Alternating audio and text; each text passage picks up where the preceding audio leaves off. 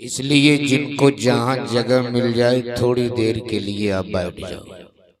बाबू आप लोग खड़े क्यों?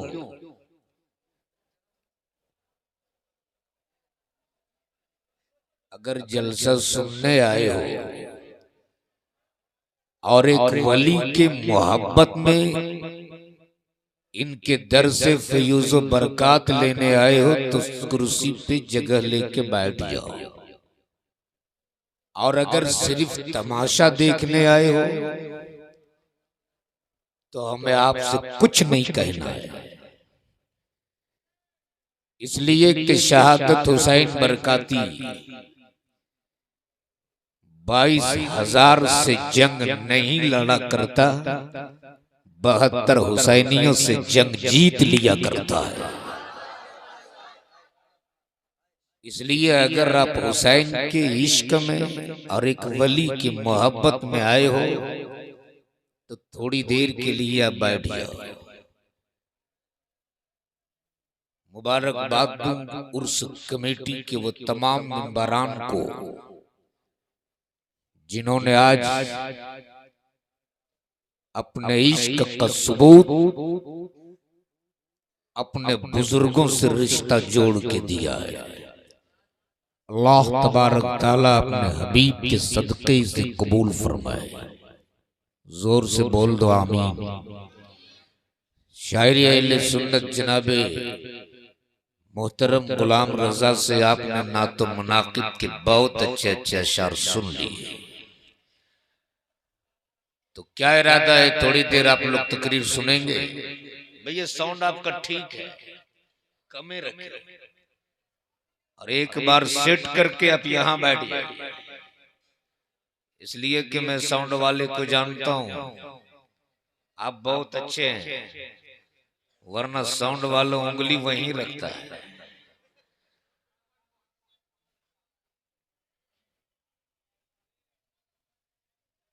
तो बस आप सेट कर दीजिए, आपका साउंड जहां सेट हो गया है वही सही है। बहुत अच्छा बजा रहे हैं।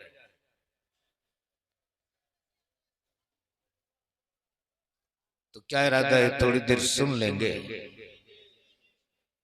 अच्छा पहले एक बात क्लियर हो जाए, आप सब लोग उर्दू समझते हो ना? अरे बोलो ना, समझते हो ना? नहीं, ये बंगाल है। बहुत देर से बैठकर इमाम साहब की तकरीर सुन रहा था, बंगला जुबान में बोल रहे थे, कुछ समझ में आ रहा था। तो रात के 12 बज चुके हैं, आप लोग तकरीर सुनिएगा कि तकरीर खाइएगा? नहीं, बंगाल में लोग पीते कम है, खाते ज्यादा है। बंगाल के लोग तो पानी भी खाते। हद तो तब होती है जब बोलती कि हम बीड़ी खाएगा। तो क्या इरादा है, सुनेंगे ना? तो सब लोग उर्दू समझ लेते हैं ना? नहीं, असल में मैं आया था अभी मालदा के इलाके में, जहां लोग बिल्कुल उर्दू नहीं समझते थे। उसी इलाके के एक बंगाली बाबू बेचारा वो पहुंच गया था लखनऊ और बैठ गया रिक्शे पर। जब उसके उतरने की मंजिल आई तो बांग्ला जुबान में बोला, ओए रिक्शा वाला दाड़ा, आमी आई खाने नापो। अब वो लखनऊ और इलाहाबाद के लोग क्या समझे बांग्ला? जैसे ही उसने कहा दाड़ा, रिक्शा उसने तेज दौड़ाया। बोला, रिक्शा वाला दाड़ा, आमी आई खाने नापो। गरीब रिक्शे वाले के पास जितनी ताकत थी कस के पैटल मारा। तब वो बंगाली बाबू सोचे यहाँ बांग्ला चल बना आए। तब वो बड़ी जद्दोजहद के बाद हिंदी बोलने की कोशिश किया और कहा, रिक्शा वाला रिक्शा रोको, हम यहीं पे गिरेगा, हम यहीं पे गिरेगा। रिक्शा वाला बोले, भैया मैं 30 साल से रिक्शा चला रहा हूं, मेरा बाप भी रिक्शा चलाता था। आज तक हम लोगों ने किसी को नहीं गिरने दिया। आप आराम से बैठो, मैं आपको नहीं गिरने दूंगा। बोला अरे बोलता ना हम गिरेगा। तब वो बेचारा रिक्शा वाला साइड में रिक्शा रोका और झोला से निकाला मजबूत सी मोटी रस्सी और रिक्शे के साथ जम के गिट्ठा बांधा और बोला आराम से बैठिए, अब आप कभी नहीं गिरिएगा। तो अगर आप समझ गए तो जरा एक बार समझ के बोल दो या रसूल अल्लाह। ऐसे नहीं, जरा जोर से जोर से जोर से। ऐ माशाअल्लाह। गुलाम रजा साहब कैसे कह रहे थे कि यहाँ लोग नहीं बोलते हैं। अरे इतना अच्छा बोलते हैं कि और लोगों की ये लोग बोलती बंद कर दें।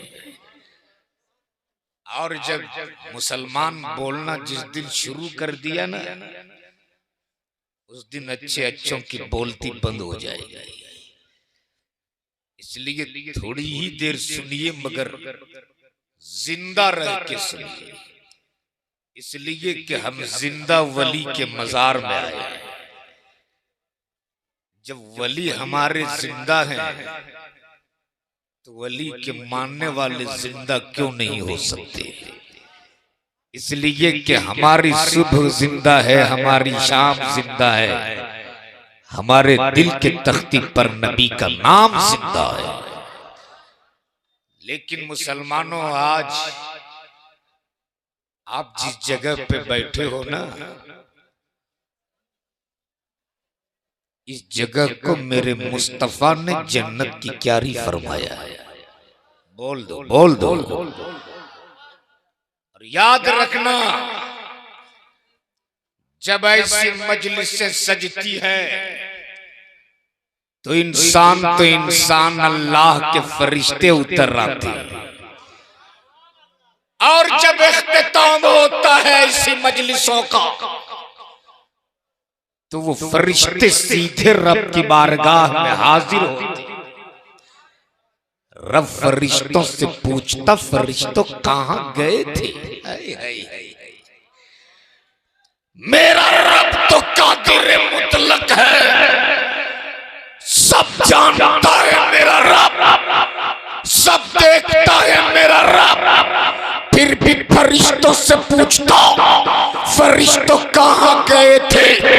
तब वो फरिश्ते रब की बारगाह में अर्ज करते, मेरे माबूद, तेरी बनाई हुई जमीन पर तेरे पैदा किए हुए बंदे एक जगह पे बैठकर तेरा भी जिक्र कर रहा था, तेरे महबूब का भी जिक्र कर रहा था, तेरे महबूब के महबूब का भी जिक्र कर रहा था। रब्बे जुल जलाल फरमाता, फरिश्तों गवाह रहना, जितने उस बज़्म में शरीक थे मैंने उन सबों की मग़फ़िरत फरमा दिया। तो बोलो, आप कितने पाक और पवित्र मजलिस में बैठे हो। खुदा की कसम, आज अगर आपका बैठना कबूल हो गया ना, तो यही रात आपके लिए निजात वाली रात बन जाएगी। यही रात हमारे लिए बख्शिश वाली रात बन जाएगी। इसलिए कि हमारे पास ऐसे अमाल नहीं है कि हम अपने अमाल के बुनियाद पर बख्शे जाएं। हमारी इबादत भी इस लायक नहीं कि अल्लाह हमारी इबादत के बुनियाद पर हमारी मग़फ़िरत फरमा दे। हमारे इखलाक और किरदार भी इस लायक नहीं है कि हम अपने इखलाक को किरदार के बुनियाद पर बख्शे जाएं। हमें अपनी इबादत पे नाज नहीं, हमें तो रब की रहमत और मुस्तफा की शफाअत पे नाज है। इसलिए कि न ताक़त पर, न तकवा पर, न ज़ुहद व इत्तिका पर है, हमारा नाज जो कुछ है मोहम्मद मुस्तफा पर है।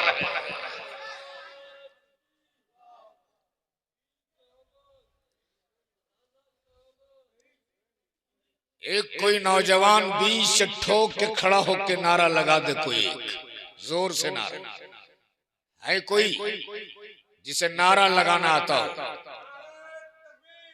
पूरा मजमा जवाब दें।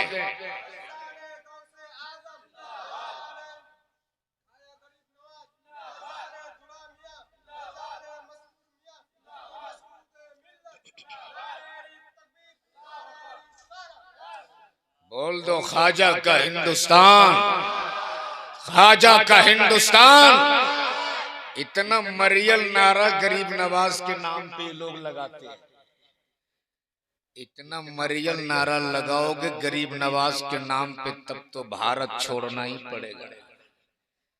इसलिए आज वो लोग नारा लगाने शुरू कर दिए, कमर में लुंगी मुंह में पान, भागो मियां पाकिस्तान। और हिंदुस्तान के ख्वाजा के नाम पे इतना मरियल लगाए मुसलमान, जोर से सीना ठोक के नारा लगा, ख्वाजा का हिंदुस्तान, ख्वाजा का हिंदुस्तान, ख्वाजा का हिंदुस्तान। इसलिए कि हमें पता है निजाम बदलता है, बदलता रहेगा, हुकूमतें बदलती है, बदलती रहेगी, हाई कोर्ट सुप्रीम कोर्ट के जस्टिस बदलते रहेंगे, गवर्नर का ट्रांसफर होता रहेगा, लेकिन गरीब नवाज की चौखट नहीं बदलेगी, गौसे आजम की नायतें नहीं बदलेगी, अहमद रजा का इश्क़े रिसालत नहीं बदलेगा, दूल्हे मियां की करामत नहीं बदलेगी।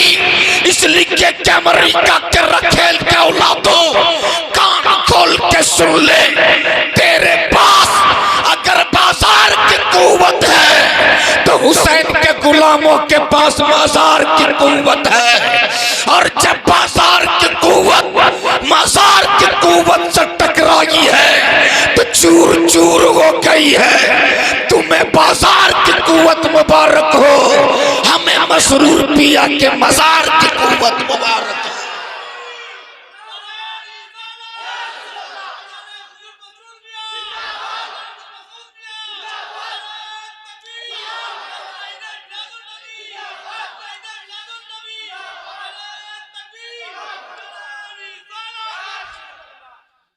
लिए झूम के एक बार बोल दो या रसूल अल्लाह, और जोर से दोनों हाथों को उठा के या रसूल अल्लाह। है माशाअल्लाह। अब एक शेर जरा यहीं से सुन लो, कहीं दीवार हिलती है, कहीं दर कांप जाता है। कब बोलोगे जरा जोर से बोल दो। कहीं दीवार हिलती है, कहीं दर कांप जाता है, अली का नाम सुन के अब भी खैबर कांप जाता है। एक बार मौला अली के नाम पे बोल दो, या अली, जोर से, या अली, या अली, या अली।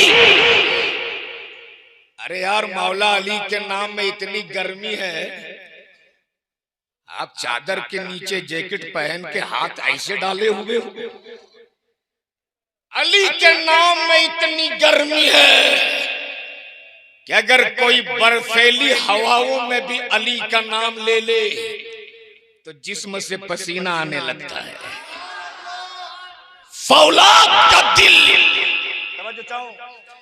फौलाद का दिल, पत्थर का जिगर, सब पारा पारा होता है जब नाम अली का लेता हूँ, मैदान हमारा होता है।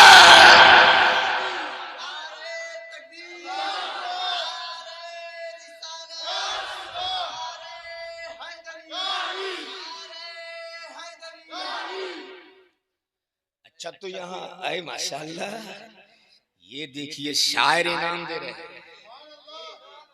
अरे कुछ शायर तो ऐसे हैं जो रमजान में अपना फितरा भी नहीं निकालते। ये तो गुलाम रजा बहुत सखी शायर है, और ये देख के ताज्जुब भी हुआ, खुशी भी हुई कि लोग खतीबों को भी अब इनाम देने लगे। वरना कुछ जगह तो लोग खतीबों को इनाम देना पाप समझते हैं और समझते हैं कि बाल बच्चे सिर्फ शायरों ही के होते हैं। लेकिन मुतमईन रहिए, अभी गुलाम रजा को देने की जरूरत नहीं है, अभी ये शादीशुदा भी नहीं है।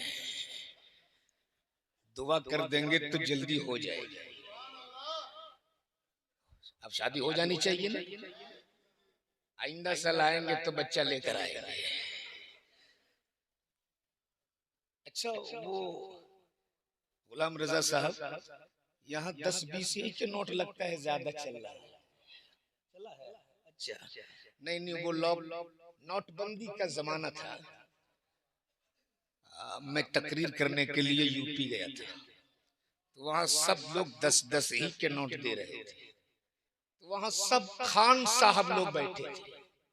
तो मैंने मजाहिया कह दिया कि भाई नोटबंदी के बाद क्या आप सिर्फ ये 10 ही के नोट बचे हैं? तो ये खान साहब मोछ में ताव देकर खड़े हुए और मोदी जी वाली 500 की करेंसी नई निकली थी, लाकर दे दी। पहली बार देखा तो मैं समझने लगा, या अल्लाह, ये करेंसी है कहाँ की? नेपाल के, बांग्लादेश के, पाकिस्तान की है कहाँ? इतने में नजर पड़ गई गांधी जी की। मैं समझ गया ये तो मेरे मुल्क ही का मुद्रा है। वो मुझको 500 को नोट देने के बाद साइड में खड़े हो गए। मैंने बहुत दुआएं दी। दुआएं देने के बाद मैंने कहा, खान साहब बैठ जाओ। उन्होंने कहा, मौलाना 10 रुपया काट लो, 490 रुपये वापस कर लो। वो यूपी वाले थे तो बंगाल वाले, और मैं समझता हूँ पूरी दुनिया में बंगाल के मुसलमानों का कोई जवाब नहीं है। ना इनकी जुबान का जवाब है, ना इनके अखलाक व किरदार का जवाब है। बंगला जुबान वाकई मुझे बड़ी प्यारी लगती है, और मैं समझूं ना समझूं, बोलने वाला चाहे जो भी बोले, लगता है ये बड़ा प्यारा कुछ बोल लगा है। इसलिए आप एक बार झूम के बोल दो, या रसूल अल्लाह। मैं शेर कह रहा था, कहीं दीवार हिलती है, कहीं दर कांप जाता है। अली का नाम सुन के अब भी खैबर कांप जाता है, और फौलाद का दिल, पत्थर का जिगर, सब पारा पारा होता है। जब नाम अली का लेता हूं, मैदान हमारा होता है। अब जरा यही रुक के समझ लो कि ये अली है कौन। आले पैगंबर पर तो आपने बहुत तकरीरें सुनी होगी, लेकिन आज रुक कर थोड़ी देर में समझ लो कि ये मौला अली है कौन। कौन अली? वो अली जो दामादे पैगंबर भी है। बोल दो, बोल दो। वो अली जो फातिह खैबर भी है। वो अली जो हसनैन के पिदर भी है। वो अली जो सैयदा फातिमा के शौहर भी है। मौला अली, मौला अली जिनकी हुकूमत एक मुल्क में नहीं बल्कि कई मुल्कों पर थी। लेकिन सुनो सादगी मौला अली की। मौला अली की एक मुल्क में हुकूमत नहीं, कई मुल्कों पर। लेकिन सादगी का आलम ये कि टूटी हुई चटाई पर बैठते थे और सूखी रोटियों को पानी में भिगो भिगो कर खाते थे। अल्लाह अकबर। आज अगर किसी की हुकूमत एक मुल्क में हो जाए तो 56 इंच के पेट पर 20 लाख का कोट पहने। बोलो सही क्या गलत है? मैं इक़्तिदार की कुर्सी पर बैठने वालों की आंखों में आंखें डाल के कहूंगा, अगर हुकूमत सीखनी हो तो फातिह खैबर मौला अली से सीख ले। बोल दो जोर से। अली की हुकूमत एक मुल्क में नहीं, कई मुल्कों पर। लेकिन सादगी का आलम ये कि टूटी हुई चटाई पर बैठकर सूखी रोटियों को पानी में भिगो भिगो कर खा रहे। एक फकीर मौला अली के पास बोल पड़ा बाबा कुछ खाने को मिलेगा? मौला अली फरमाते अगर सूखी रोटी खाना है तो दस्तरखान पे बैठ जाए, और अगर अच्छा खाना चाहिए तो वो सामने दरवाजे पे दस्तक दी। फकीर फकीर था, बोल पड़ा बाबा पूरी जिंदगी हमने गुजार दी सूखी रोटी पर, आज सूखी रोटी नहीं, आज तो जरा अच्छा खाना चाहिए। मौला अली फरमाते जा सामने दरवाजे पे दस्तक दी। फकीर ने दरवाजे पे दस्तक दिया, थोड़ी देर के बाद दरवाजा खुला और दरवाजा खोलने वाला कोई और नहीं, मुस्तफा के नूर है। बोल बोल जोर से, फातिमा के दिल के चैन, करबला वाले वही सैयदना इमाम हुसैन। जैसे ये हुसैन मुज्तबा ने दरवाजा खोला, फकीर की नजर हुसैन के चेहरे पे पड़ी। हुसैन के चेहरे को देख के बोल पड़ा हुसैन तुम ही शबीह पैगंबर हो ना? हाँ।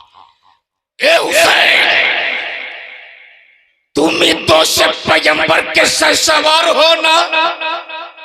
हाँ। ए हुसैन तुम उसी सखी बाप के बेटे हो ना जिनकी सखावतों की कसमें पूरी दुनिया खाती है?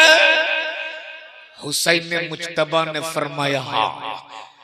ए हुसैन तुम उसी सखी माँ के बेटे हो ना जिसने पानी से सेहर कर लिया, पानी से इफ्तार कर लिया और सामने की रोटी मांगने वाले को दे दी। हुसैन ने मुज्तबा फरमाते हाँ मैं उसी सखी बाप का बेटा हूँ, उसी सखी माँ का लख्ते जिगर हूँ, उसी सखी नाना का नवासा हूँ। तब फकीर बोल पड़ा हुसैन उसी सखी बेटे बाप के बेटे के सामने, उसी सखी नाना के नवासे के सामने, उसी सखी माँ के लख्ते जिगर के सामने आज ये फकीर अपना खाली दामन लिए खड़ा है, अपनी खाली झोली लिए खड़ा है। हुसैन मेरे खाली दामन को भर दो ना, मेरी खाली झोली को भर दो ना।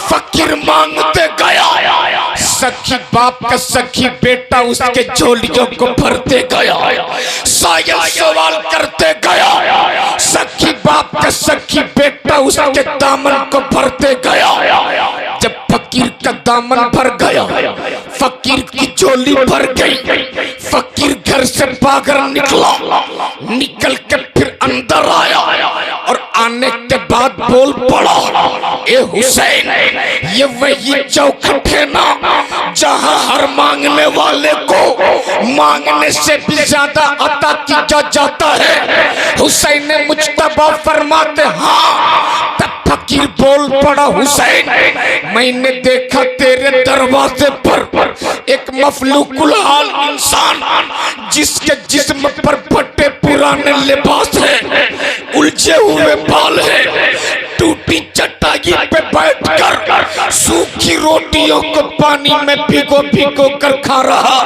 हुसैन उसके भी दामन को भर दो ना, उसकी भी झोलियों को भर दो ना। हुसैन ने मुज्तबा फरमाते कौन कहाँ बैठा है? चल मैं उसके भी दामन को भरूंगा, उसकी भी झोली को भरूंगा।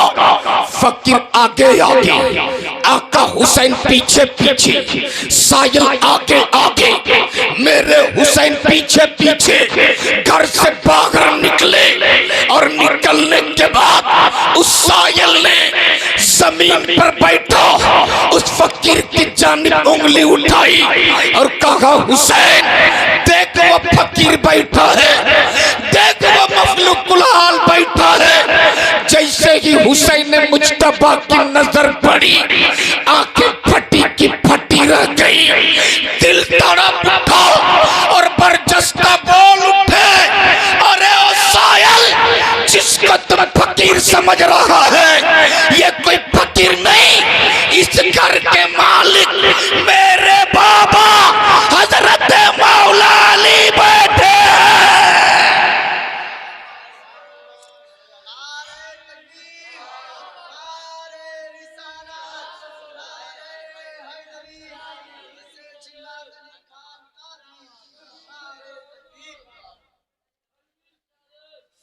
इसलिए मौला अली के नाम पर, अली के नाम का सदका लेने वालों, मौला अली के नाम के खैरात खाने वालों, अरे ये तो उसी मौला अली का सदका है। क्या आज हम इस माहौल में सांसें ले रहे हैं? पूरा मजमा झूम के बोल दो या रसूल अल्लाह। एक बार जोर से बोल दो या रसूल अल्लाह। आप एक वली के उर्स में आए हो, बोलो आए हो ना? एक वली के उर्स में आए हो। अच्छा, हम अहले सुन्नत वल जमात के लोग हैं, हमें अपने वलियों पर भरोसा है, हमें इनके मज़ारों की चादरों पर भरोसा है कि हमें रुसवा कभी नहीं होने देंगे, हमें कहीं लावारिस नहीं होने देंगे। हम लावारिस नहीं, हम तो वारिस वाले। बोल दो जोर से। लेकिन आज हम लोग सिर्फ अपने बुजुर्गों की करामतें सुनते और खूब नारा लगाते हैं, लेकिन हमारे बुजुर्गों ने हमें क्या पैगाम दिया है उस पे हम अमल नहीं करते।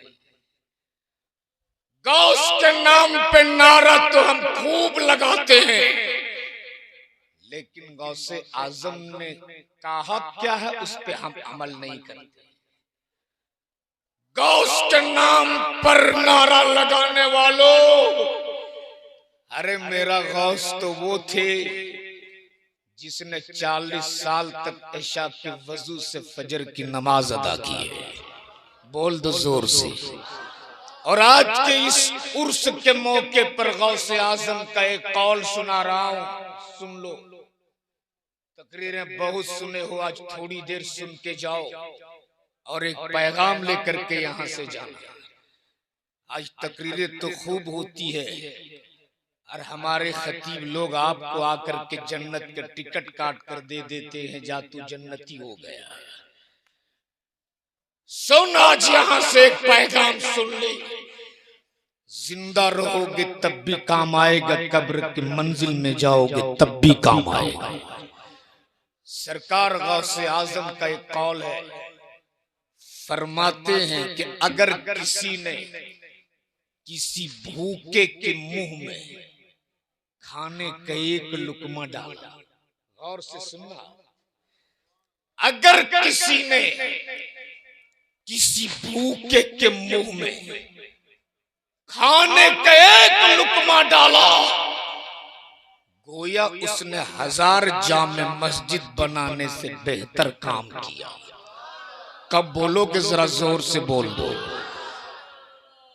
किसी भूखे के मुंह में खाने का एक लुकमा डालना 1000 जामे मस्जिद बनाने से बेहतर है। लेकिन जरा अपने सीने पे हाथ रख के सोच मुसलमान, एक ही आंगन में भाई का बच्चा भाई के गुर्बत के वजह से दूध के लिए तड़प रहा है, हमें तौफीक नहीं होती उस गरीब भाई के बच्चे के लिए दूध का इंतजाम करो। हमारे पड़ोस में रहने वाले मेरा भाई, उनके बच्चे भूख की शिद्दत से एड़ियां रगड़ रगड़ के दम तोड़ देता, हमें तौफीक नहीं होती एक बार उनके घर झांक लें और ये देख ले कि कहीं उसके घर में कोई फाके में तो नहीं है। तेरा पड़ोस चाहे जिस धर्म का हो, तेरा पड़ोस चाहे जिस मजहब का हो, हर हाल में उसका ख्याल रखना। इसलिए अगर तूने पड़ोस का ख्याल रखा तो खुदा की कसम तुम जमीन के ऊपर रहोगे तब भी कामयाब रहोगे, जमीन के अंदर जाओगे जब भी कामयाब रहोगे। क्या हो गया? आप लोग बैठ जाओ, आप लोग बैठ जाओ। वो लोग कुछ बातें हो गई सलट लेंगे। आप इधर देखो और एक बार पूरा मजमा झूम के बोल दो या रसूल अल्लाह, जोर से बोल दो या रसूल अल्लाह। आप लोग बैठ जाओ भैया, बैठ जाओ आप लोग। बस थोड़ी देर मेरी गुफ्तगू होगी। बहुत कीमती वक्त निकाल कर मैं आपके बीच आया हूँ। इस वक्त इदारे शरीयत, मरकजी इदारे शरीयत पटना से गाजी मिल्लत अल्लामा गुलाम रसूल साहब बलिया की क़यादत में एक कारवां निकला है जो झारखंड, बिहार, बंगाल और उड़ीसा के गांव-गांव जाकर के अपने मुसलमानों को बेदार करने की कोशिश कर रहा है। अब भी अगर आप नहीं जागे और इसी चंद बातों में आप अड़ करके आपने अगर कुछ नहीं समझा तो खुदा की कसम आने वाले वक्तों में अपनी औलादों को बचाना बड़ा मुश्किल हो जाएगा। इसलिए अब सिर्फ मज़ारों की चादरों की अजमत की बातें नहीं होगी। अब जरूरत है अपने आने वाली नस्लों के वजूद बचाने के लिए। जब हमारा वजूद बाकी रहेगा तब ये मज़ारों की चादरें सलामत रहेगी। हमारे बच्चे के वजूद बाकी रहेंगे तब कब्रों पे फातिहा पढ़ने वाला रहेगा। हमारे बच्चों के वजूद बाकी रहेंगे, मज़ारों की अज़मत भी सलामत रहेगी, मज़ारों की चादरों का वकार भी सलामत रहेगा। लेकिन जरूरत है अपने औलादों को बचाने की। सिमट करके बैठ जाओ, उधर मत देखो मेरे भाई, इधर देखो आप। अरे वो तमाशे रोज होते हैं यार, वो तमाशे रोज होते हैं। और जब कहीं भी अपने औलादों के मुस्तकबिल के बारे में बातें की जाती है तो शैतान कहीं से न कहीं से कोई फूट डाल देता है। शैतान का काम ही यही है, जब कोई मुसलमान का कोई आलिम अपने बच्चों की भविष्य और उनके मुस्तकबिल की बातें करता है तो शैतान को तकलीफ होती है और वहां कोई न कोई मसला ला करके खड़ा कर देता है। बहरहाल हम मुसलमान हैं, हम 22,000 वाले नहीं, हम तो 72 वाले हैं। और हमें 22,000 यजीदियों के बुज़दिल फौज नहीं चाहिए। हमें तो करबला वाले सिर्फ 72 हुसैनी चाहिए। अगर करबला वाले 72 हुसैन का सदका लेकर मैदान में उतर जाओगे, 313 बद्र वालों का सदका लेकर मैदान में उतरोगे तो खुदा की कसम वही 313 थे, वही 72 थे जो 22,000 यजीदियों को घुटना टेकने पे मजबूर कर दिया था। इसलिए हम 22,000 वाले नहीं, हम 72 वाले। झूम के बोल दो या रसूल अल्लाह, और जोर से या रसूल अल्लाह। अब जरा अपने ज़िहन को थोड़ी देर के लिए करीब कर लो। वो तमाशे रोज होते हैं, वो तमाशे रोज होते हैं। आप सुनेंगे थोड़ी देर के खत्म कर दिया जाए। बोलिए सुनेंगे के खत्म किया जाए। सुनेंगे तो बोल दो या रसूल अल्लाह। और अगर रज़ाकार यहाँ बैठे हैं या तो उस हल्ला चिल्ली करने वाले को यहाँ से दूर हटा दो या फिर उन्हें जलसे में लाकर बैठा दो, इसलिए कि ये मिजाज उस वक्त खराब हो जाता है जब मेरी कौम की ये नस्लें बिगड़ जाती है। ये देखिए 15 साल, 16 साल, 18 साल के वो मेरे बच्चे हैं। मैं गुजारिश करूंगा रज़ाकार से कि अगर कोई छोटी बड़ी बातें उनसे हो गई हो या कोई मसला दरपेश आ गया हो, या तो उसे यहाँ से दूर ले जाए या फिर उन्हें जलसे में बैठा दे। आप इधर आइए। कमेटी वाले हैं यहाँ पर, कमेटी के लोग हैं? कमेटी, मैं गुजारिश करूंगा उन लोगों से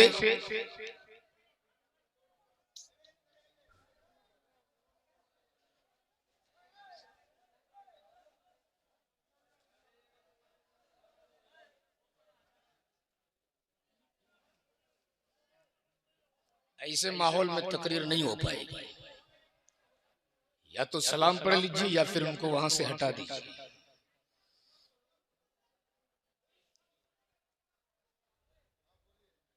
पूरा मजमा एक बार झूम के बोल दो या रसूल अल्लाह।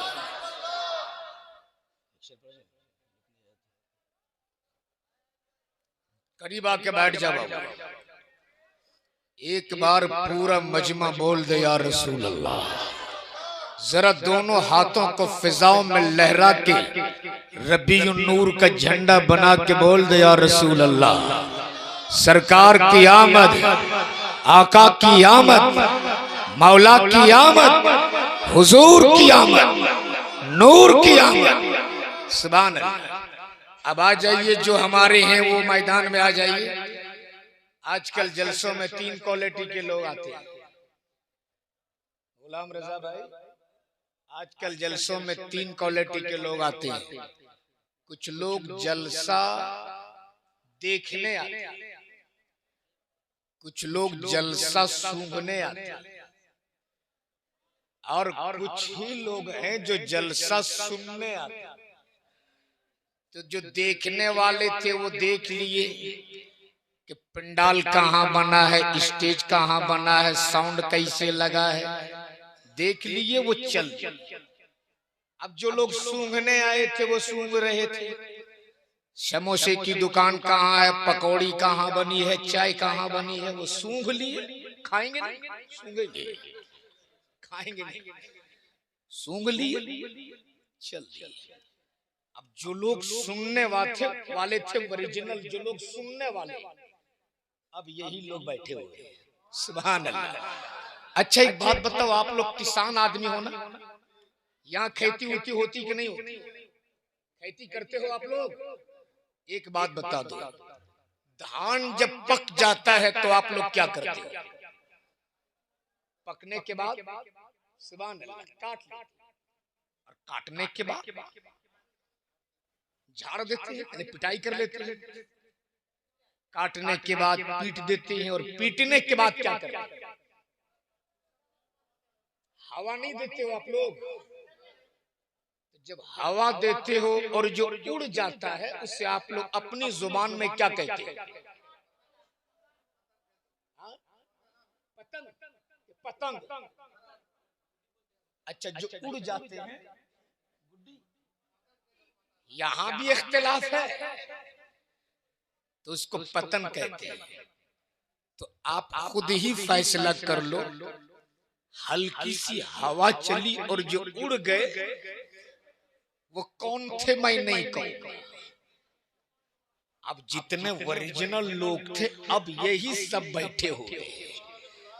तो अगर आप ओरिजिनल हो तो एक बार ओरिजिनल तेवर में बोल दो या रसूल अल्लाह।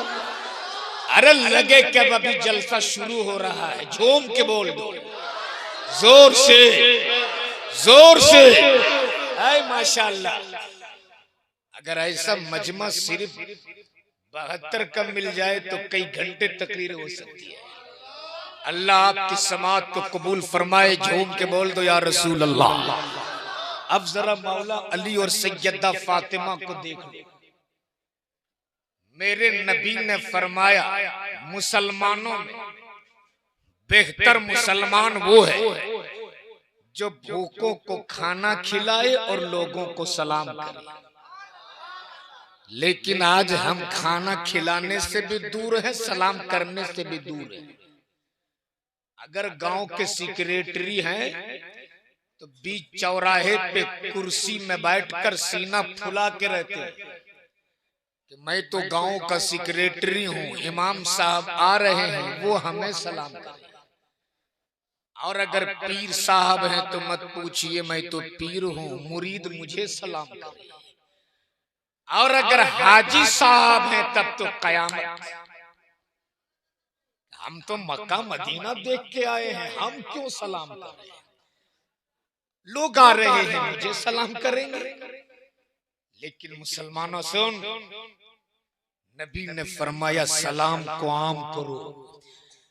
और मेरे नबी के तरीके करीम तो ये था, आप रास्ते से गुजरते थे, बच्चा मिलता उन्हें भी सलाम करती, जवान मिलता उन्हें भी सलाम करते, बुजुर्ग मिलते उन्हें भी सलाम करते, और सलाम करके पूरी दुनिया को बता दिया, दुनिया में जो पहले सलाम करेगा जन्नत में वो पहले दाखिल किया जाएगा। सलाम को आम करो। एक फायदा और बता दो सलाम का, बोलो सुनोगे? अच्छा, मैं सिर्फ भारत नहीं पूरी दुनिया की बात कर रहा हूं। कोई एक ऐसा घर दिखा दो जिस घर में मियां बीवी में झगड़ा नहीं होता। कोई ऐसा आदमी है खुशनसीब जो हाथ उठा के बता दे मौलाना कभी बीवी के साथ झगड़ा नहीं हुआ है कोई? अरे पीर साहब लोग भी महफूज नहीं है। पीर साहब से पूछोगे तो बोलेंगे हाँ एक बार हो गया था। बोलो सही क्या गलत है? और आजकल तो कुछ लोग ऐसे हैं जो मौलाना को मौलाना क्या पीर को पीर नहीं मानती है। जमाना आपको मान लेगा, बीवी नहीं मानेगी। एक पीर साहब थे, जमाना मानता था, बीवी मानती नहीं थी।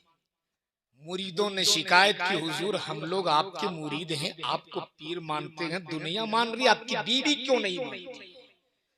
पीर साहब बोले नहीं मानती। बोले ना। तो घर से निकले पीर साहब, कुछ दूर गए और हवा में उड़ने लगे, और उड़ते उड़ते अपने आंगन के सहन के ऊपर चक्कर लगाने लगे।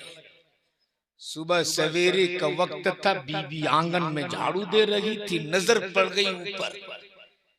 बीवी ने कहा आहा, पीर तो इसे कहते, मेरा शौहर कहता मैं पीर हूं, पीर हूं, पीर पीर तो ये है जो हवा में उड़ रहा। फिर वो पीर साहब कुछ दूर गए, जमीन पर उतरे, घर आए। बीवी ने कहा आप कहते हो पीर हैं, पीर हैं, अरे आज मैंने देख ली कि पीर कैसे होता है। पीर साहब ने कहा कहां देख ली तूने पीर? बोले ऊपर हवा में उड़ रहे थे। पीर साहब ने कहा तूने मान लिया ना वो पीर थे? बोला मान लिया। बोले 100% तूने मान ली ना वो पीर थे? बीवी बोल पड़ी 100 नहीं 110% मान ली कि वो पीर थे। तब पीर साहब ने कहा रे पगली वो मैं ही था। तब बीवी बोली अच्छा, इसलिए टेढ़े टेढ़े उड़ रहे थे।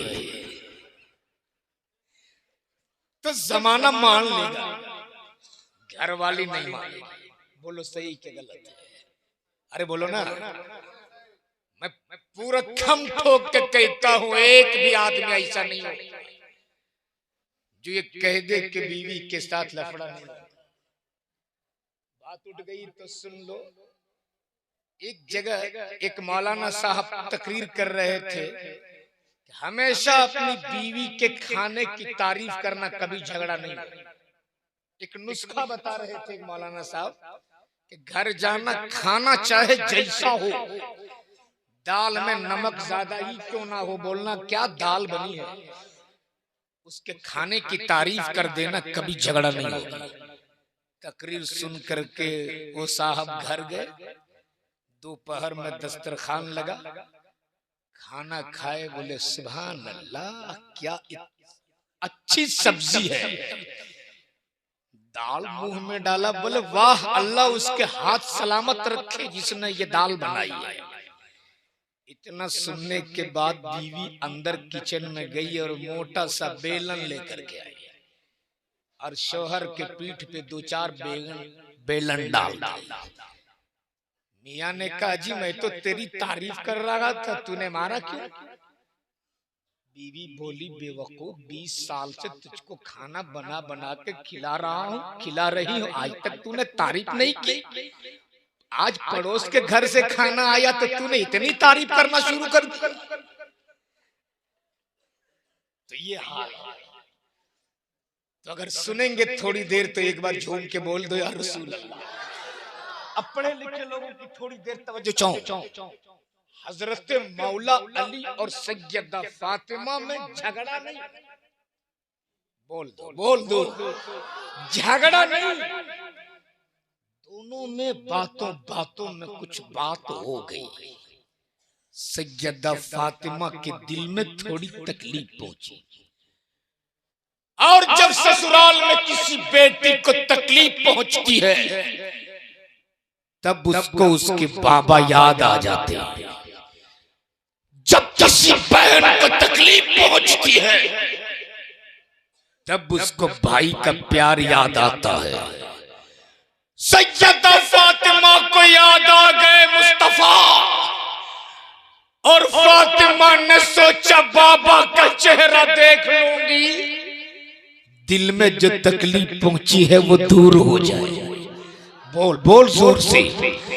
इसलिए कि मुस्तफा का चेहरा वो चेहरा है, अगर बीमार देख ले तो शिफा पा जाए, मरीज देख ले तो सेहतमंद हो जाए, दुखियारा देख ले तो सुख पा जाए, अभागन देख ले तो किस्मत वाला हो जाए।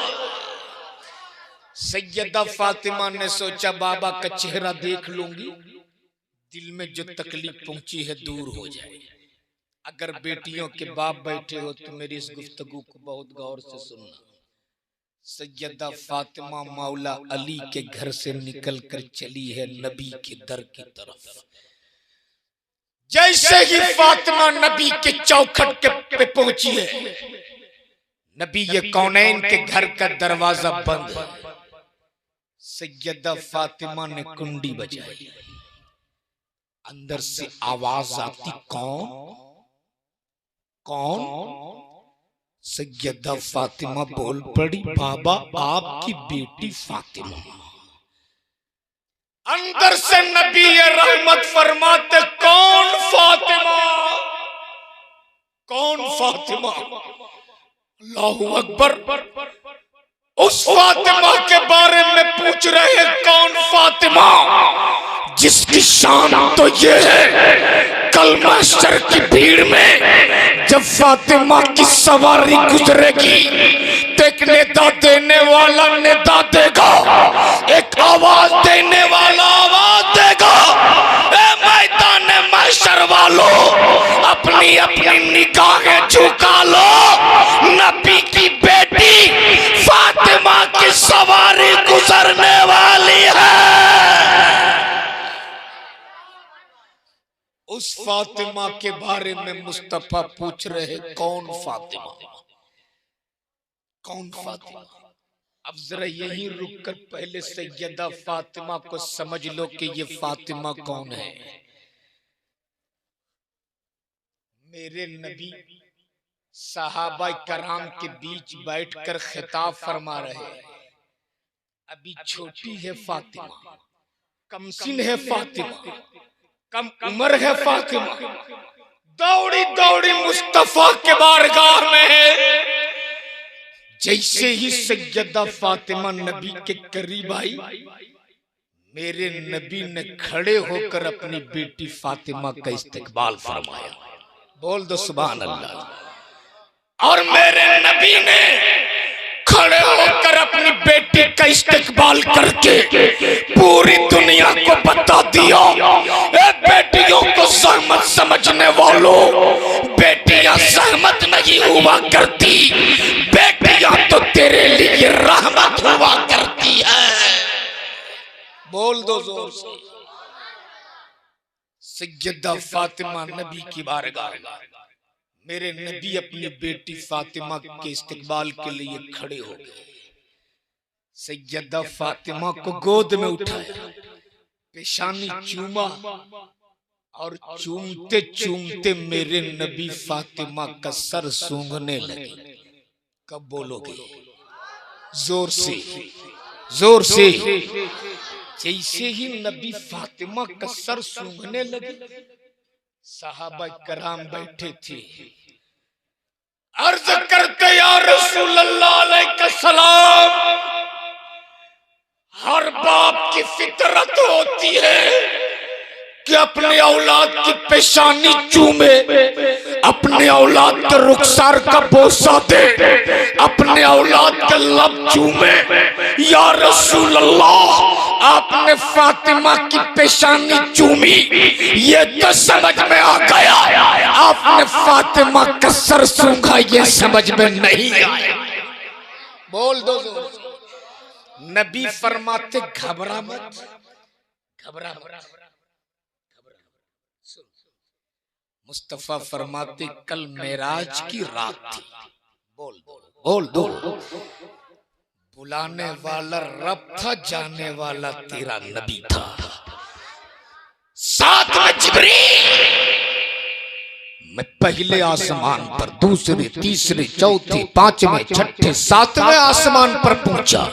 मैंने सिदरा पार किया, मैंने जहन्नम को भी देखा, मैंने जन्नत को भी देखा, मैंने अर्श को भी देखा, मैंने कुर्सी को भी देखा, मैंने लोह को भी देखा, मैंने कलम को भी देखा, मैंने अर्श को भी देखा, मैंने जन्नत की भी सैर किया। जब मैं जन्नत की सैर कर रहा था तो जन्नत की सैर करता करता जन्नत के बागों में दाखिल हुआ। जन्नत के बागों में एक बाग निहायत ही खूबसूरत नजर आया। मैं उस बाग के अंदर दाखिल हुआ। उस बाग में एक निहायत ही खूबसूरत फूल नजर आया। उस फूल के करीब में पहुंचा। उस फूल की खुशबू इतनी अच्छी थी, इतनी अच्छी थी, इतनी अच्छी थी कि मैं उस फूल को सूंघते रहा, उस फूल को सूंघते रहा। जब तक मेरी तबीयत चाहिए मैं उस फूल को सूंघते रहा। मेरे साथियों, अब जब जब कभी भी इस दुनिया में जन्नत के उस फूल को सूंघने की ख्वाहिश होती है, मैं अपनी बेटी फातिमा का सर सूंघ लेता हूँ। जन्नत के खुशबू सूंघने की लज्जत मिल जाती है। बोल दो जोर से। तभी तो आला हजरत फरमाते क्या बात रज़ा, उस चमनिस्ताने करम की ज़हरा है कली जिसमें हुसैन और हसन फूल। बोल दो जोर से। वही सैयदा फातिमा आज मुस्तफा के दर पे खड़ी है। वही फातिमा है जिसे नबी चूमे भी, नबी सूंघे भी। आज वही फातिमा खड़ी है मुस्तफा के दर पे। नबी फरमाते कौन फातिमा? कौन फातिमा बाबा? हसन की अम्मी फातिमा। नबी फरमाते कौन हसन? कौन हसन? बाबा हुसैन की अम्मी फातिमा। नबी ये रहमत फरमाते कौन हुसैन? कौन हुसैन? तब फातिमा बोल पड़ी बाबा अली की बीवी फातिमा। बोलो बोलो जोर से। अब सुनना मेरे नबी का जवाब। अगर बेटियों के बाप बैठे हो तो बहुत गौर से सुनना। मेरे नबी ने फरमाया था बेटी लौट जा, लौट जा फातिमा। इस दरवाजे पे तुम उसी वक्त आना जब तेरे साथ तेरा शौहर मौला अली मुश्किल कुशा आ जाए। अरे बोल लो ना जोर से अल्लाहू अकबर। लेकिन आज हमारे यहाँ का क्या माहौल है? अगर हमारी बेटी और दामाद में जरा सी अनबन हो जाए तो हम अपने मोहल्ले के 10-12 बड़ा बड़ा पेट वाला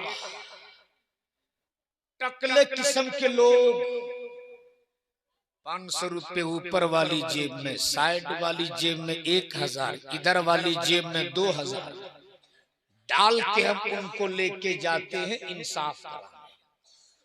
वो इतने जालिम होते कि इंसाफ तो नहीं करते, मामला मुकम्मल साफ जरूर कर देता है। फिर होता क्या है, फैसला पंचायत, कोर्ट, कचहरी, अदालत, नौबत तलाक। बोलो सही कि गलत है? बोलो सही कि गलत है? लेकिन मेरे नबी ने फरमाया बेटी लौट जाओ, लौट जा फातिमा, ये घर का दरवाजा तेरे लिए उस वक्त तक बंद है जब तक तेरे साथ तेरा शौहर मौला अली मुश्किल कुशा ना आ जाए। सुभान अल्लाह। लौट गई फातिमा, बाबा के चौखट से लौट गई फातिमा। इधर मौला अली मुश्किल कुशा घर पहुंचे, देखे फातिमा नहीं है, दिल तड़प गया। और अली ने सोचा मेरी बातों से मेरी फातिमा को तकलीफ पहुंची होगी, मेरी बातों से मेरी फातिमा का दिल दुखा होगा। वो फातिमा गई होगी बाबा के चौखट पर, वो फातिमा गई होगी मुस्तफा के दर पर। मौला अली ढूंढ चले अपनी बीवी फातिमा को। इधर से मौला अली अपने घर से निकल कर नबी के दर की तरफ, उधर से सैयदा फातिमा नबी के दर से निकल कर अली के घर के तरफ। बीच रास्ते में दोनों की मुलाकात हो जाती है। कब बोलोगे? अरे बोल दो जोर से। अब जब दोनों की मुलाकात हो गई तो मौला अली ने इंतजार नहीं किया कि मैं फातिह खैबर हूं, फातिमा मेरी बीवी है, मैं उसका शौहर हूं, फातिमा मुझे सलाम करेगी। अली ने नहीं सोचा, मौला अली ने आगे बढ़कर सैयदा फातिमा को सलाम कर दिया। अरे बोल दो। लेकिन आज तो हम लोग अपने आप को तीसमार खान समझते हैं कि हम शौहर होकर बीवी को सलाम करें। लेकिन हमारी माँ बहनें भी इतनी नेक होती है, अगर आप ईद के रोज भी उनको सलाम कर दीजिए तो बोलते बट गुनहगार क्यों करते हो जी। लेकिन याद रखना, आज इस उर्स के प्रोग्राम और जलसे में आने वालों, नबी ने फरमाया सलाम को आम करो।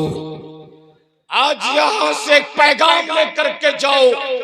आप सुबह निकलते हो घर से कमाने के लिए, शाम में आप घर वापस लौटते हो, आपके दरवाजे पर बूढ़ी माँ मिल जाए उसे भी सलाम कर लो, अब्बू मिल जाए उसे भी सलाम कर लो, दरवाजे पे तेरे छोटे छोटे बच्चे मिल जाए उसे भी सलाम कर लो।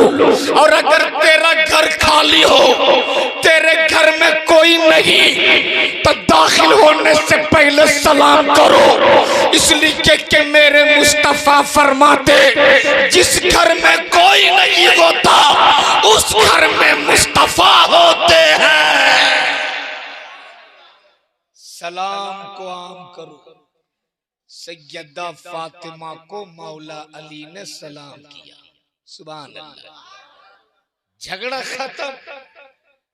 मौला अली को सैयदा फातिमा ने आगे बढ़कर अली के दस्ते करम को चूम लिया। जैसे ही अली के दस्ते करम को फातिमा ने चूमा है, मौला अली ने आगे बढ़कर फातिमा के जुल्फों को चूम लिया। जैसे ही अली ने फातिमा के जुल्फों को चूमा है, तड़प गई फातिमा और बिलक बिलक के रोने लगी और रो रो के अर्ज करने लगी, अली मैं गई थी अपने बाबा के चौखट पर, मैं गई थी अपने बाबा के दरवाजे पर।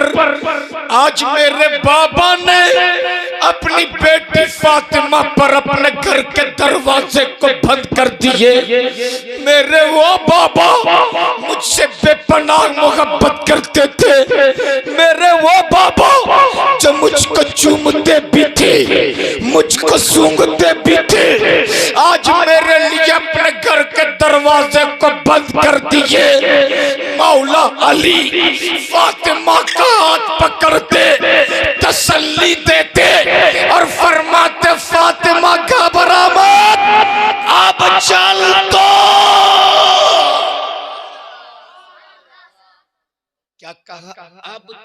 तो सुभान अल्लाह, अब चल तो आगे आगे मौला अली, पीछे पीछे सैयदा फातिमा।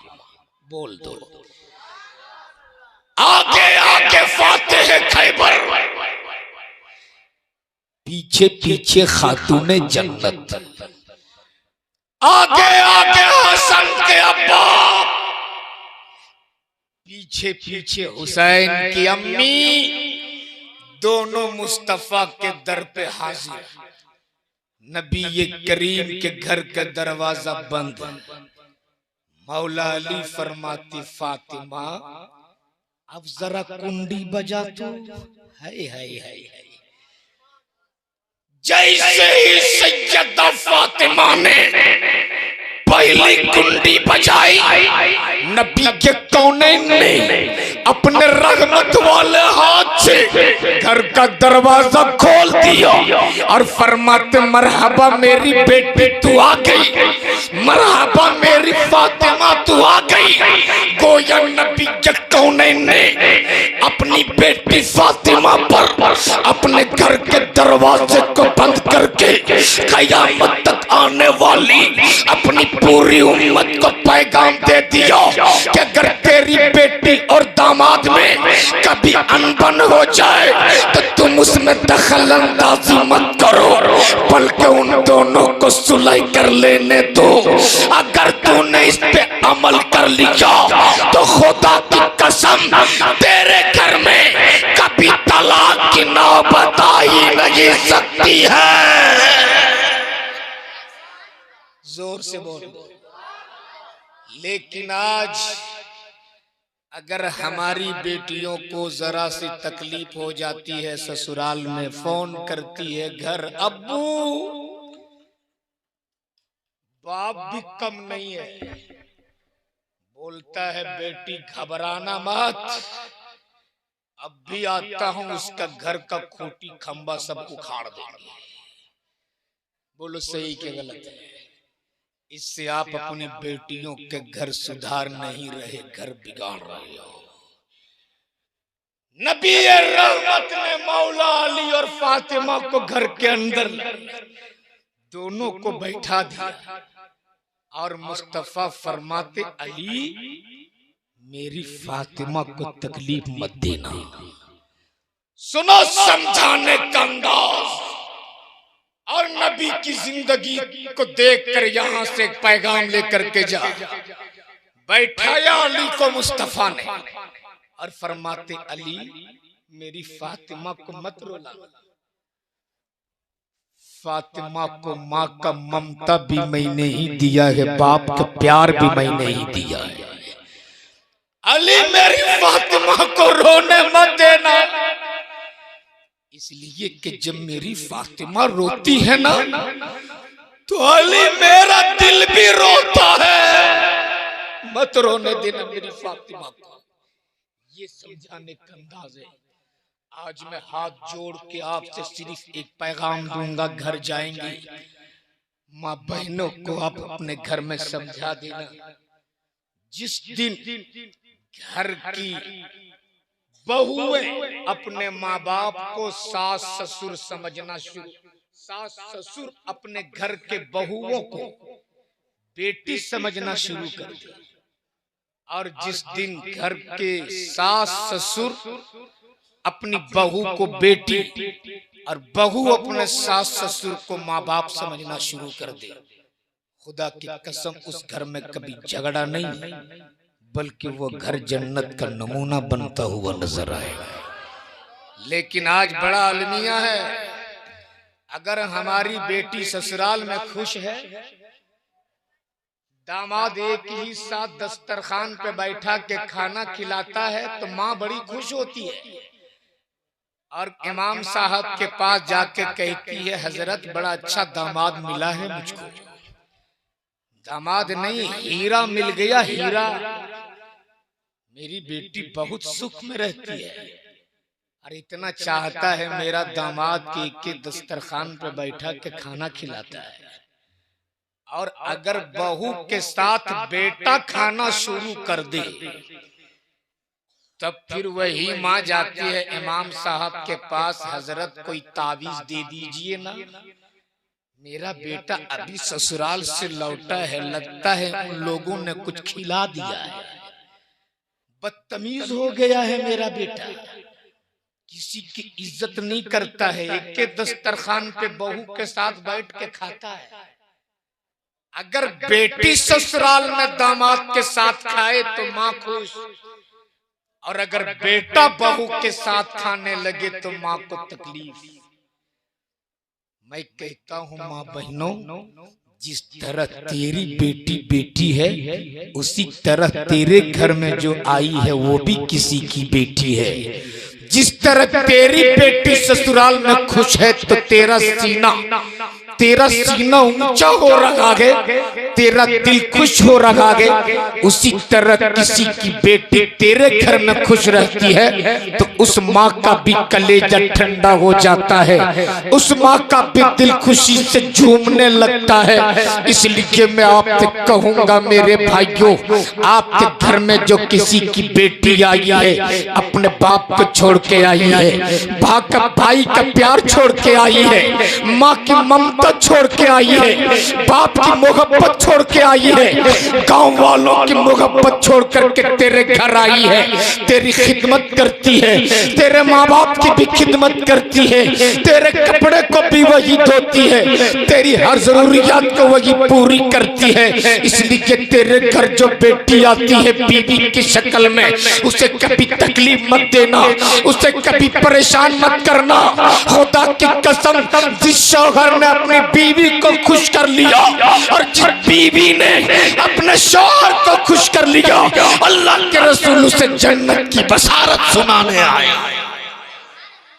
इसलिए मेरे भाई, बस आखिर में चलते चलते सिर्फ एक बात कहूंगा मैं आप लोगों से, जो इदारे शरिया की तहरीक निकली है और बहुत जल्द आपके बंगाल में भी इस तहरीक का प्रोग्राम होगा इंशाअल्लाह ताला। अभी 11 तारीख से लेकर अब तक एक एक मिनट बहुत कीमती है। बिहार 11 तारीख से लेकर आज तक 5 प्रोग्राम हुए, झारखंड और बिहार में। दिन को इदारे शरिया का प्रोग्राम, रात में जलसा। 11 तारीख से लेकर अब तक न दिन को चैन है न रात को सुकून है, बस पागल की तरह सफर कर रहा हूँ, बस इस लालच के साथ कि हमारी कौम के नौजवानों की जो मुस्तकबिल है, मेरे बच्चों की मुस्तकबिल में मेरी आने वाली नस्लों का वजूद का क्या होगा, आने वाली नस्लों की हिफाजत किस तरह की जाए, बस यही सोचकर इदारे शरिया से जो काफिला और कारवां निकला है, अपने लिए नहीं अपने कौम की औलादों के लिए, आने वाले मुस्तकबिल के लिए, उसमें बहुत सारे एजेंडे हैं। एक एजेंडा जो है वो है मुतालबे जहेज और तिलक का खात्मा मेरी समाज से खत्म कैसे हो। एक बात बताइए, आप लोगों के यहाँ डिमांड है कि नहीं है? शादी ब्याह में डिमांड है? लोग नहीं लेते हैं, यहाँ मांगते हैं लोग। मैं तो सोचा था सिर्फ झारखंड और बिहार में भिख मंगा है, आपके यहाँ भी भिख मंगे हैं?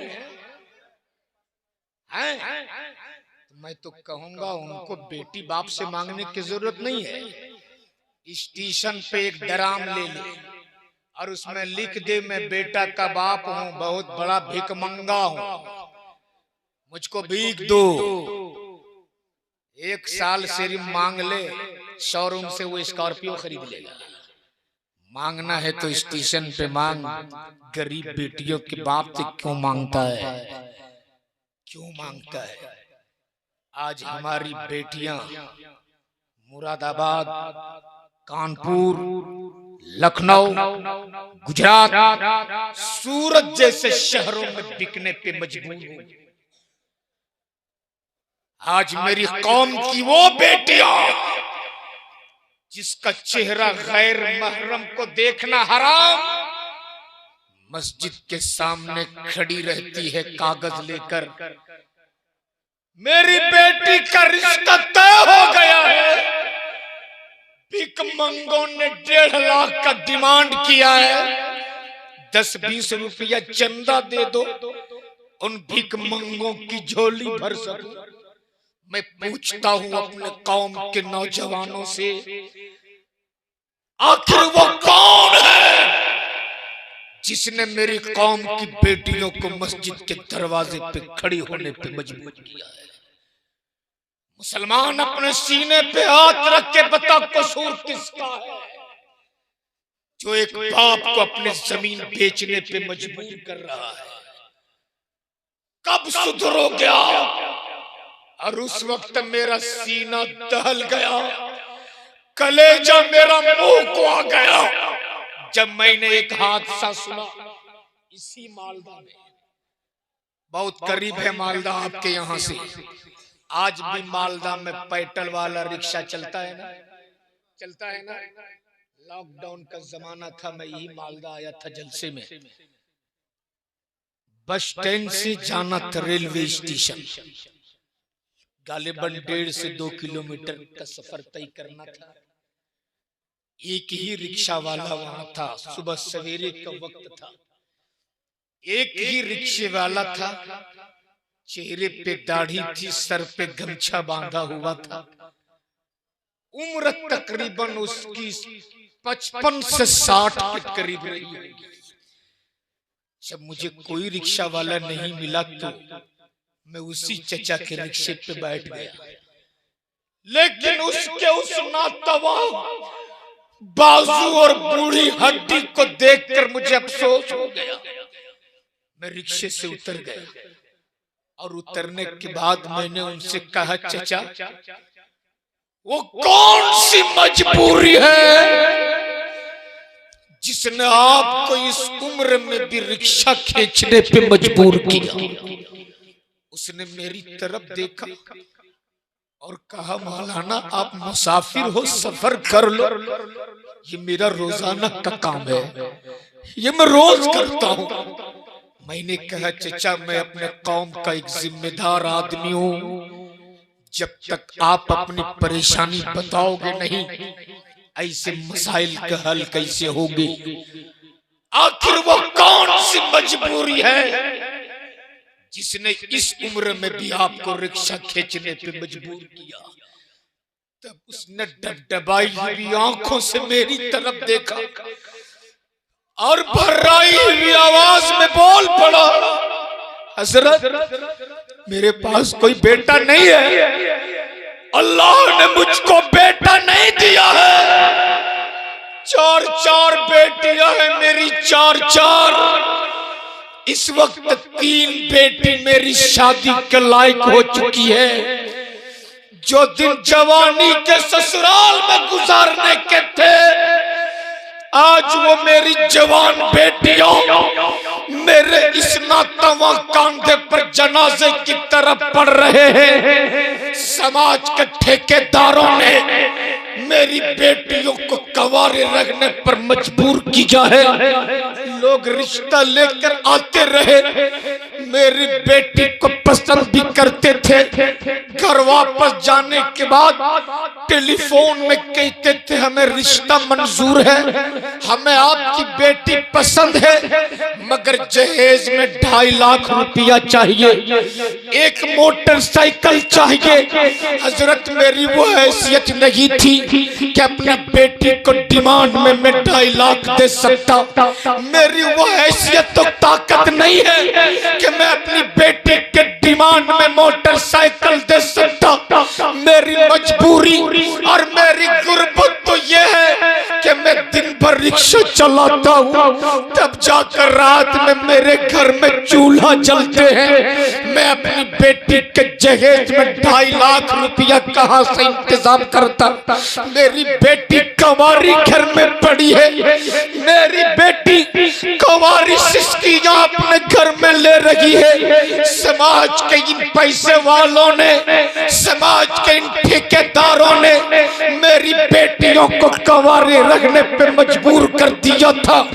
तब मेरे पड़ोस में रखने वाले मेरे चचेरे भाई ने एक आदमी को पकड़ के लाया और कहा ये मुरादाबाद से आया है, ये कंवारा है, इसको बीवी की जरूरत है, निकाह करने के लिए आया है।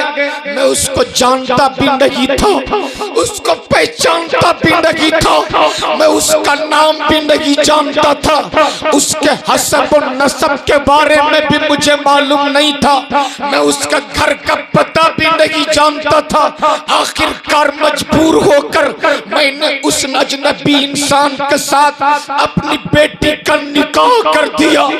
मेरी बेटी रोती भी रही, मेरी बेटी चीखती भी रही, मेरी बेटी चिल्लाती भी रही, लेकिन समाज के इन ठेकेदारों के कान में जूं तक नहीं रेंगी मेरी बेटी। मैंने अपनी बेटी को रोते बिलखते अपने घर से विदा कर दिया। जब मेरी बेटी मेरे घर को छोड़ रही थी तो ऐसा नहीं लगता था मेरी बेटी की डोली उठ रही, ऐसा लगता था मेरे घर से मेरी बेटी का जनाजा जा रहा है।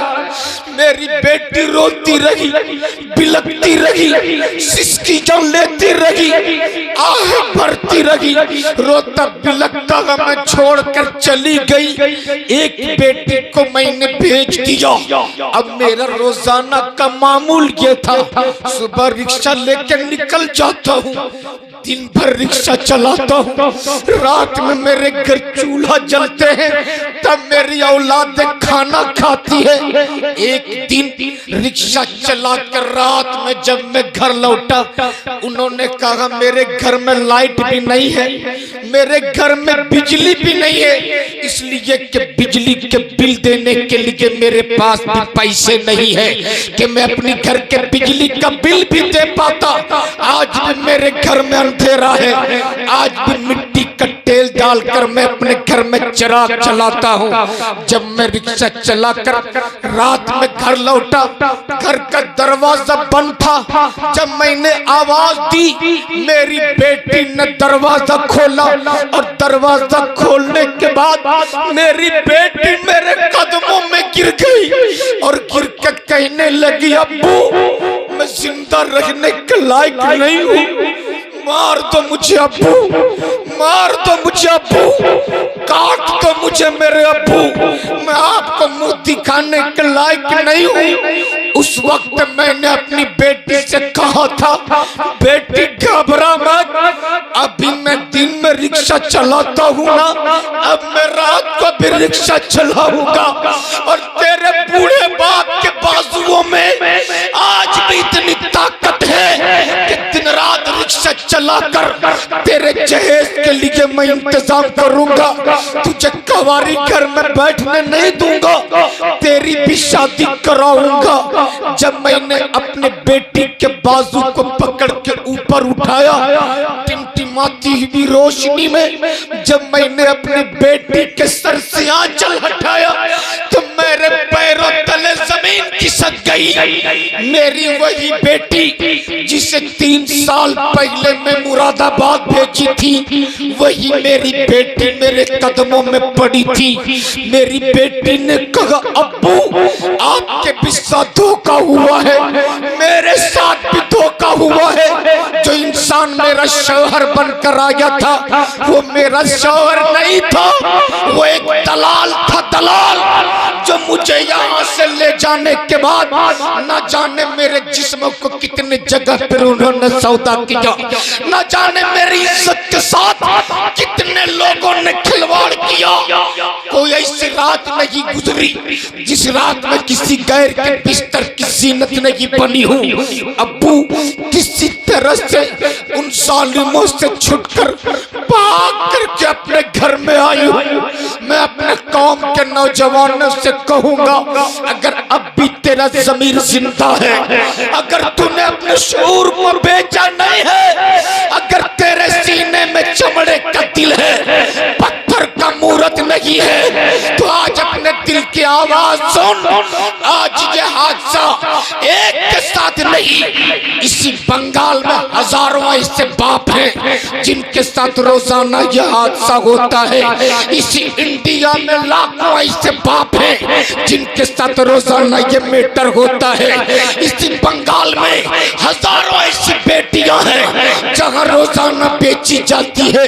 इसलिए मैं हाथ जोड़ के कहूंगा, अल्लाह ने अगर तुझे बेटा दिया है तो 2.5 लाख 3 लाख में बेच मत, बल्कि किसी गरीब की बेटी को अपने घर की बहू बना ले। खुदा की कसम, अगर तूने इस पे अमल कर लिया, जमीन के ऊपर रहोगे तब भी कामयाब रहोगे, जमीन के अंदर जाओगे तब भी तुम कामयाब रहते हुए नजर।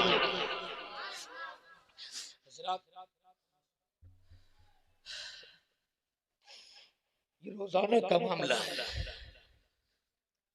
ऐसे रोजाना होते हैं। इसलिए मैं आपसे पूछूंगा, जिंदा दिल मुसलमान बता, जहेज रुकना चाहिए कि नहीं रुकना चाहिए? हाथ उठा के दिखाओ, ये डिमांड बंद होना चाहिए कि नहीं होना चाहिए? कितने लोग चाहते हैं, जरा हाथ उठा के दिखाएं तो। कितने लोग चाहते हैं कि डिमांड बंद हो जाए? परेशानी उसे होगी जिसका बेटा 18 साल 20 साल का हो गया होगा और मन में बना के रखा होगा कि हम तो बस अगले साल शादी करेंगे, 2.5 लाख रुपया लेंगे। वो हाथ नहीं उठाएगा। मुझे मालूम है, जमीन बेचवा बेचवा कर गरीब की बेटियों के बाप से बिरयानी खाने वालों, यहाँ तो बिरयानी खा लोगे, बेटा बेचकर जब कब्र में जाओगे तो फरिश्ते तेरी बिरयानी निकाल देंगे। इसलिए मैं अपने कौम के बेटों से भी कहूंगा, अगर आपका बाप आपको 2.5 लाख रुपया में बेचना चाहे तो बिकना मत, बाप का पैर पकड़ लेना और कहना, अब्बू हम बेचने के लिए पैदा नहीं हुए और आप अपना खून को बेच रहे हो, मत बेचो अपने खून को। आज मेरी कौम की बेटियां गैरों के साथ भाग रही, कभी सोचा कसूर किसका है? आप 2.5 लाख का पंडाल बना लेते हो शादियों में। ईमान से बताना, उस 2.5 लाख के पंडाल में आने वाली बाराती कितने देर तक बैठती है? जब तक वो नाश्ता ना कर ले। निकाह में तो बाराती नजरे नहीं आते, इमाम साहब और 2 गवाह कमेटी के सदस्य सेक्रेटरी 5 मिनट के लिए 2.5 लाख रुपया खर्च कर देते हो। नबी ने फरमाया, निकाह को आसान करो, और जिस शादी में जितना कम खर्च होता है उस शादी में अल्लाह उतनी बरकतें डाल देता है। इसलिए मेरे भाई, मैं हाथ जोड़ के कहूंगा, आज हमने अपनी बेटियों को जहमत बना दिया है। जहमत, जिस बेटियों को अल्लाह के रसूल ने रहमत कहा है, तिलक कर मुतालबे जहेज ने इतना आतंक मचाया है, आज वो बेटियां रहमत नहीं, एक गरीब बाप के लिए जहमत बन गई है। मैं आपसे कहूंगा, अगर बेटी पैदा हो जाए तो मातम मत करना, घबराना मत, इसलिए कि बेटी जब तक बाप के घर रहती है रहमत, ससुराल चली जाती है तो ससुराल वालों के लिए जीनत, और यही बेटी जब माँ बन जाती है तो उसके कदमों के नीचे खुदा की जन्नत होती है। इसलिए ये तहरीक आपके घर तक आएगी, हर चूल्हे और हर गांव और हर घर तक पहुंचेगी, और इंशाअल्लाह उस वक्त तक हम लोग दम नहीं लेंगे जब तक समाज से ऐसी बुराइयों का हम लोग खात्मा नहीं करेंगे। बोलिए, बुराइयों का खात्मा होना चाहिए कि नहीं होना चाहिए? वक्त बहुत ज्यादा हो गया, 1:30 बज चुके हैं, लगभग गालिबन 1.5 घंटे की मेरी तकरीर हो गई है। बस दुआ करता हूँ मेरे मालिक हमें अच्छी बातों पे अमल करने की तौफीक अता फरमा। अगर जिंदगी बाकी रही तो फिर कभी मुलाकात होगी। जिंदगी सोहबत यार बाकी। खुदा हाफिज। अस्सलाम वालेकुम।